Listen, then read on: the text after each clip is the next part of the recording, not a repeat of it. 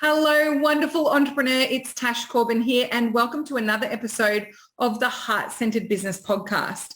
This is episode number 302, which means you can find all the relevant links and show notes for today's episode over at tashcorbin.com/302. Today, I am interviewing the amazing editor and author, Kris Emery. Kris has recently launched her new book, Destination Author, which helps you understand the process of writing and publishing your own book. And it's particularly focused on writing a nonfiction or a book that's for your business. So we had a really amazing conversation about some of the risks, some of the benefits, and some of the strategies to think about when it comes to writing a book for your business in this interview. I hope that you enjoy it, and make sure you go and check out the show notes at tashcorbin.com/302, because there we'll have links to being able to find Kris, of course, a link to her book, but also you can grab a free sample as well. I'll hand it over to past Tash and Kris with this epic interview. I'm Tash Corbin, and this is the Heart-Centered Business Podcast. Hello, everyone. Welcome. And today I am joined by the amazing Kris Emery. Kris is going to be talking to us about writing a book to grow your business. Welcome, Kris. Hi, thank you for having me. No worries at all. I'm really excited for this episode because as someone who's written a book for my business before and had to undo it all, I definitely have my own experiences of writing a book for business, and it is definitely also on the agenda for the coming year for me to get back into a new book for the Tash Corbin business, which is very exciting. So do you want to start off by letting everyone know a little bit about yourself and how you support people with businesses through your work? Yes, absolutely. Thank you so much. So I run a business called Kris Emery Editorial, and I am an editor for nonfiction books, which is basically any business books, self-help and memoir, anything that's true to life. And I usually help people who are self-publishing. So they're taking that first step into the book world, and books are a bit of a different animal to maybe online products that we launch, because they're a physical product and they've got a little bit of an industry specific requirement. So I help people get them ready, up to scratch to publish, and then out into the world. So what an editor does is the quality piece, making sure that it's lovely and readable for your readers, and obviously that it flows nicely and that it does the job that you want it to do for your audience, which I'm sure we will talk about coming up just now. Absolutely.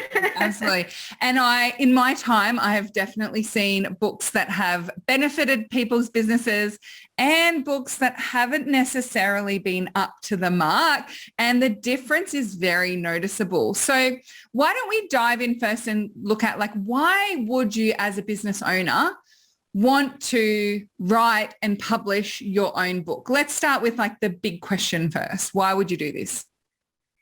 Well, I see this as two major things that help businesses and your reputation grow and get in front of the right people. So the first one is credibility.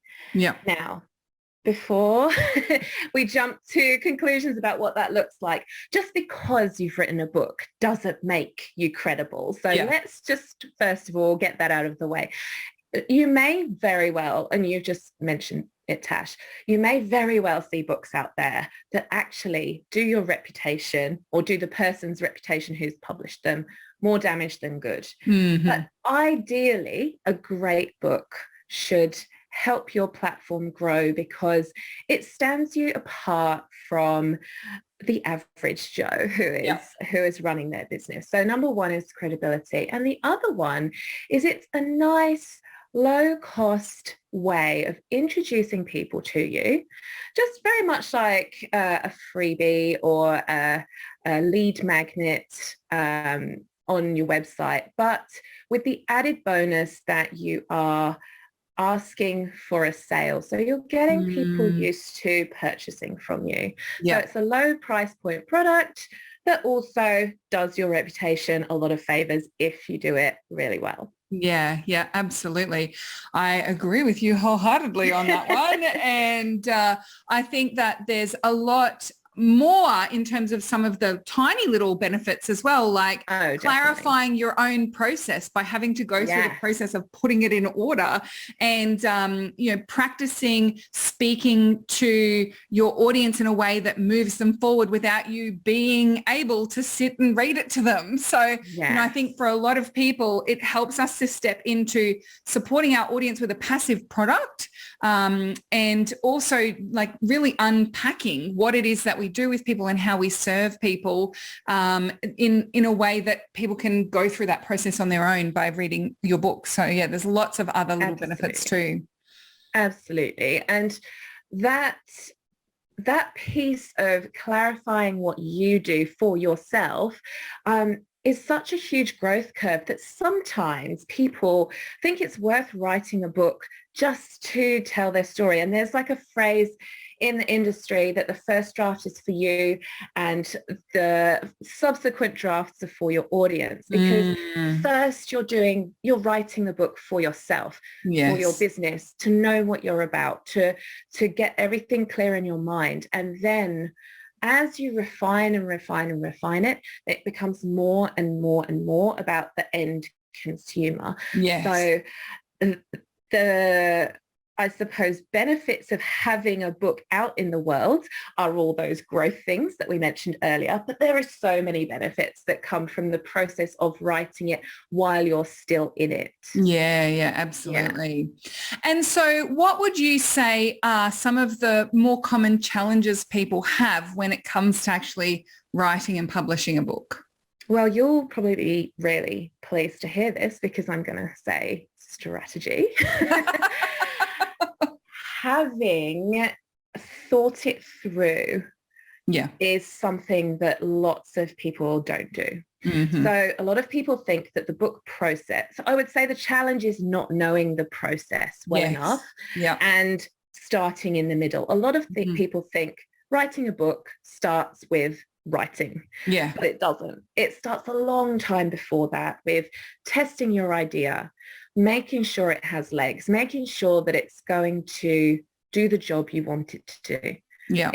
That is all about getting to know your audience, and not just who they are, but also what they're looking for. Very similar to testing any product that you're about to put out there. So asking the right questions, knowing what problem you solve, all of those good things.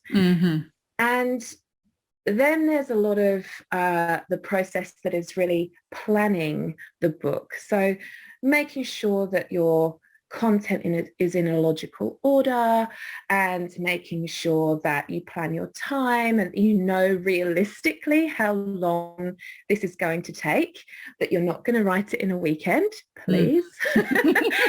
and then starting to write, and then finding your own flow within the writing process. So loads of people jump in right in the middle and they start putting pen to paper, getting their ideas down, and that's a lot of work later on when it comes, because it's hard to reverse engineer structure, it's hard to reverse engineer emotion. So it's starting at the right place, which is way back at the beginning. And then, any other challenges that people have with the writing process in particular that you see quite consistently? I think a lot of people are surprised that it's just so many hours in the chair because we romanticize this idea of being an author, right? A lot of us think it's writing retreats and the cabin in the woods and the, I don't know, cottage on a cliff top overlooking the sea was another one that my editor said to me. She was just like, oh, my version of that is this. That's what we think it looks like. And it's this beautiful idea that we're going to be writing our book in this pristine, idealized kind of environment. But actually, the truth of it is it's a lot of graft. It's just a bit of hard work, and I don't want to put people off doing it because it's rewarding work, but the reward comes from digging deep Yeah. and doing a lot of this background research and doing yourself justice. And it doesn't come from doing it perfectly or trying to do it perfectly. You know, the kids still need feeding, they still need taking to school. You've still got your business to run, all these other challenges that we have in life. Yeah. So yeah, but the cool thing is you don't need, so that's the challenge, that we don't feel like the hours that we're doing in the chair live up to this beautiful image that we have of what it is to be an author. But the really cool thing is you don't have to live up to that, and you can do it your way, and it's still legitimate. It's still a way of getting to that end point. And I guess it comes from comparing our first draft to the books that you have on your bookshelf. Yep. And you've got to remember, when you're writing a book, the books on your bookshelf have been through so many hands, so many drafts that the author has written, so many editors, and they've ended up on the shelves because somebody started where you were, which is probably with a Google Doc on your computer. Spending ages just chugging through all of these thousands of words. And I want people to understand that it may not feel very, it may not feel very powerful or empowering or interesting or any of those things at a time that you think, that you relate to the word author, but it's still, that's what it is. It's just sitting down and writing. Yeah, I love that so much. And so if we understand, the why of writing a book, and there's some, insights there in how people can get stuck, what would you say are some of your best tips for people who are thinking about, like, they're in the very early stages. They think having a book is a good idea for their business. They have maybe some seeds of some ideas of what their book could be about. How do you actually get started?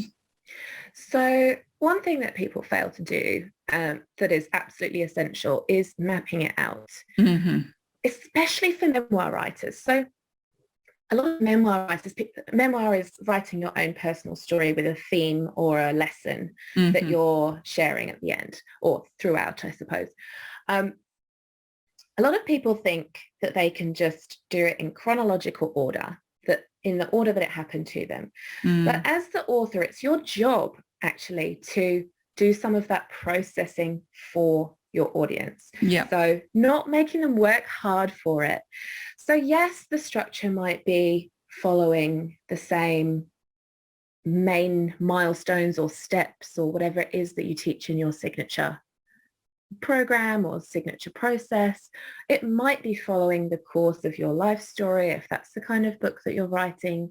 But whatever the genre, whatever the type of book that you're writing, mapping it out in a way that makes sense to you and that you think the audience will best consume the material is so crucial. And knowing that you can treat that map as a working document, and you don't have to stick rigidly to it as you're going through the process. Your book will inform you what it wants to be as you're writing. So it's great to have those mapped out milestones, but also hold it lightly and treat it as a loose outline rather than a hard and fast. And give yourself permission to adjust as you go and let the book unravel as it wants to. So I think it's a mistake to adhere too much to a very fixed plan, because that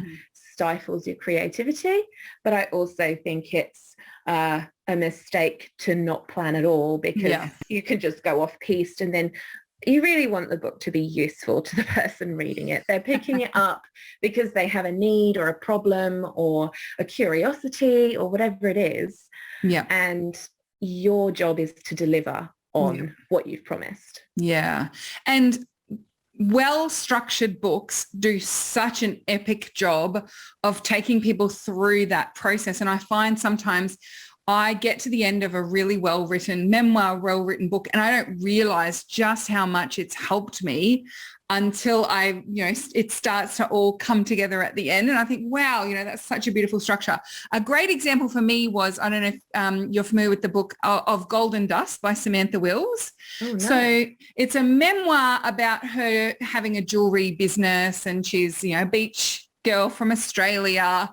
And lots of people recommended it to me just because it was such a beautiful memoir. But it is a savvy business book. Like, it's an amazing book around. And I just had ideas and insights spring forth from this book. And when I look back, because I listened to it on Audible, and when I looked back, I didn't know what the chapters were, how they were all mapped out. When I looked back and saw how it was structured in the chapters, I was like, of course it is. Like, it's the perfect story arc of a business, from startup and the grind and the struggle to the soaring success. And then it gets taken away from you, and then you work your way back up, and then she ends up selling off the business. And it's just like, oh my gosh, it was so well done. But it felt like this meandering story, but it had such beautiful structure around it. So yeah, I really love what you said about it's like you've got these guideposts of that structure, but then you've got this beautiful creative freedom in between, because it's going in the right direction. Yeah. I love it. Yeah, definitely. And a good structure can do that invisibly. Like you were just saying, it doesn't have to be spoon-fed to your audience. I think there is a very important nuance there of between, the difference between simplicity and dumbing down. Your audience, you have to give them the credit for being intelligent people who are going to get it without dumbing it down to like the absolute basics. Yes. And at the same time, you don't have to use complicated structures and complicated language and just things that make it hard work for them. Your audience can have a beautiful experience if you really craft your book, if you really put thought into it and don't rush it. That's another message that I see all over the place. Get it done, get it out. I'm going to do it by this time. Write it in 30 days, a week, a month, or whatever. And there's just no need for that kind of forcing energy. I know that your business is all about that beautiful energy that we can have in a business where you're not pushing, but you're actually letting things flow. So a book is absolutely another way that you can be in that kind of expression and not have to push. So give it some really good thought and depth to it without oversimplifying, for sure. Yeah, love that so much. So Kris, it's very obvious that you are amazing at what you do, and that you have a lot of guidance and support to offer people when it comes to writing that nonfiction book, which is very coincidental, because you also have a book that helps people to write a book. So we're getting into the inception mode here. So do you want to tell everyone a little bit about your book in particular, and how it can help people who are perhaps thinking about writing a book for their business? Yes, I'd love to. So my book is called Destination Author, and it's a guide to the adventure, as I call it, of writing your first nonfiction book, because it really is an adventure. And I know that a lot of people in my world are creative people that struggle with this like rigid idea of process. So Destination Author is a pathway and a permission slip to do it in a way that feels good to you, but gets it finished as well. So you have both of those things in there. You have the information that you need to know. And I think one of the main fears of aspiring authors is that they don't know what they don't know, and it all seems very big. And at the beginning, there's this huge mountain to climb, and you can't even see it all yet. So I give you the overview of that publishing pathway. And I will actually speak directly to people who are self-publishing, because that is, for most people, where we start when we're doing it for the first time. It's a great way to practice for perhaps bigger aspirations down the line. So I give you that pathway, and within that, I give you some of that creative freedom to explore how you might want to put it together who it's for, testing your idea, all of those sorts of things, and also your own writing process or your own writing rituals or whatever you want to call them. It also tell you who to get involved with. So a book does not happen because an author sat down and wrote a bunch of words and put them out into the universe. Books aren't just free to upload. Well, they are free to upload to Amazon, but that is the only bit that's free. And it's really about getting the right support at the right stage and knowing the who's who of the publishing world. Yes. So I tell you who to get in touch with and who to work with at various stages, and all of the pieces that you will need lined up, ready to go when you do put your book live, if you're going to self-publish, and also those considerations as to, you know, why you would self-publish versus other options. Yeah, great. So it's the pathway, but it's very meta.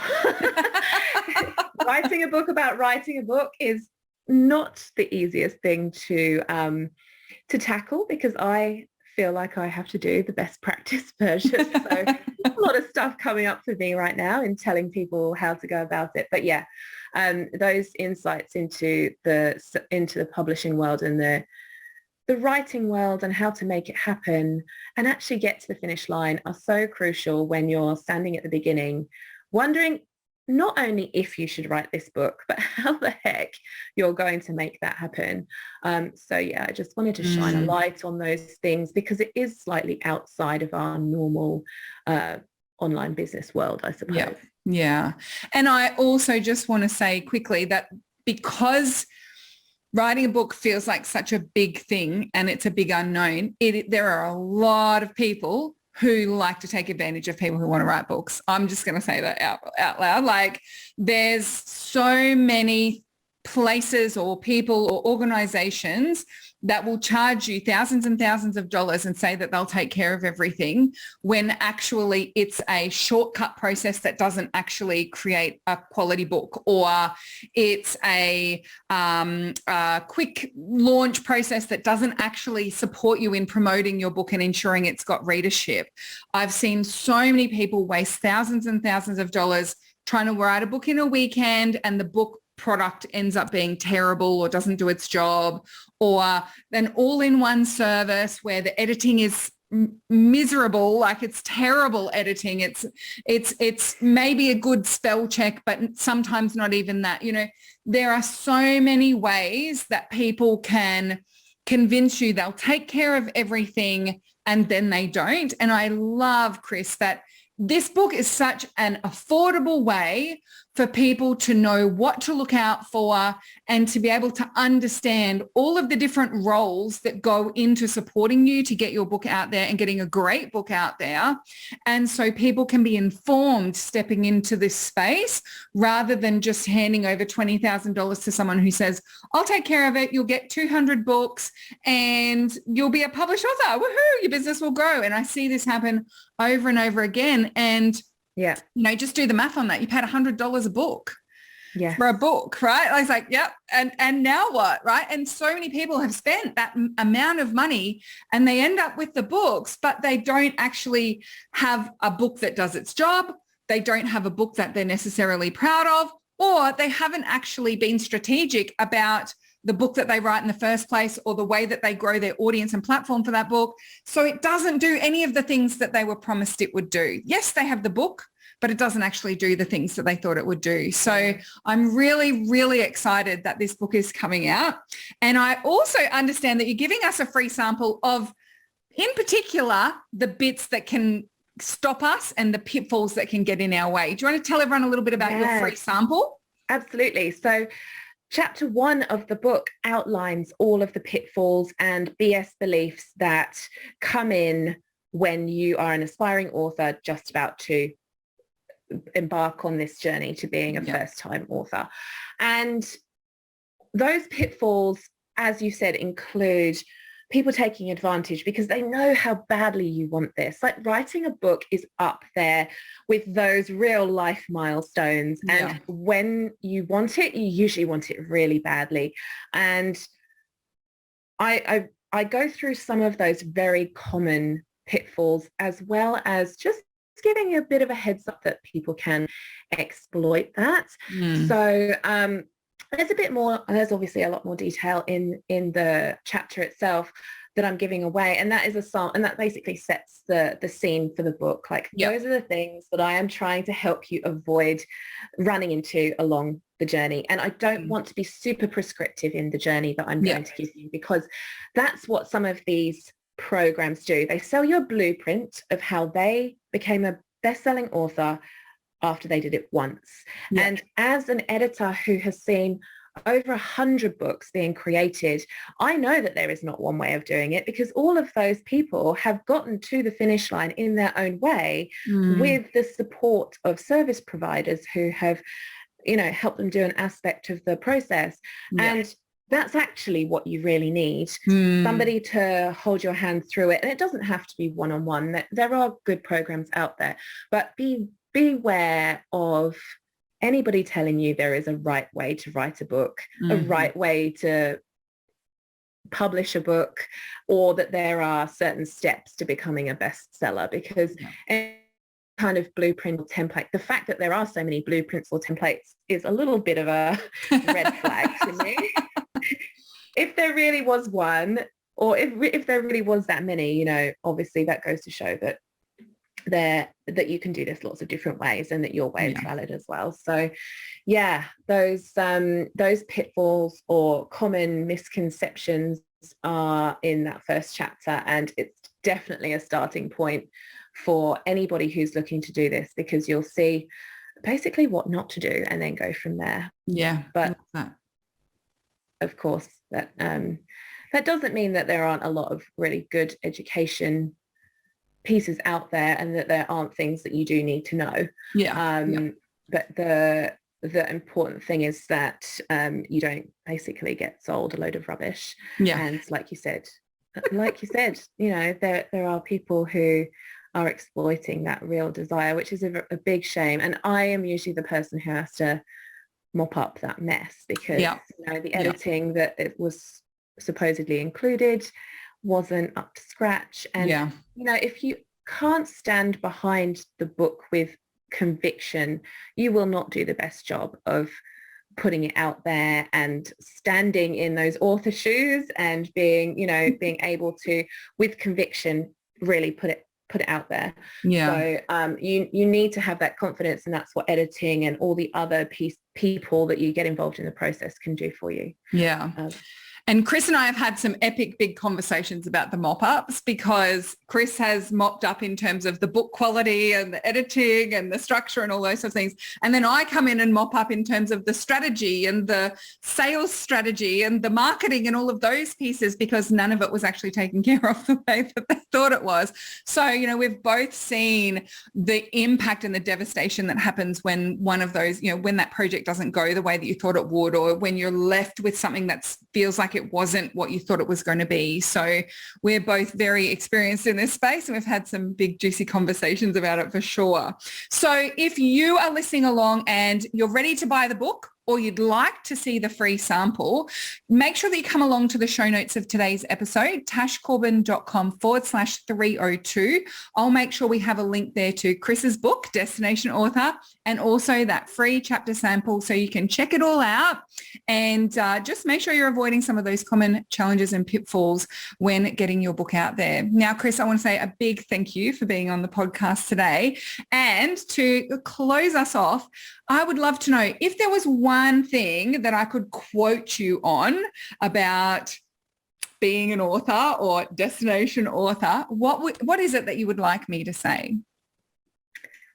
I would love people to know that there is no right way to write a book, even though there are a few wrong ways, and that their way is a valid way of getting to the finish line. Yeah, I love it. That's so gorgeous. Thank you so much, Kris. Thank you everyone for listening along today.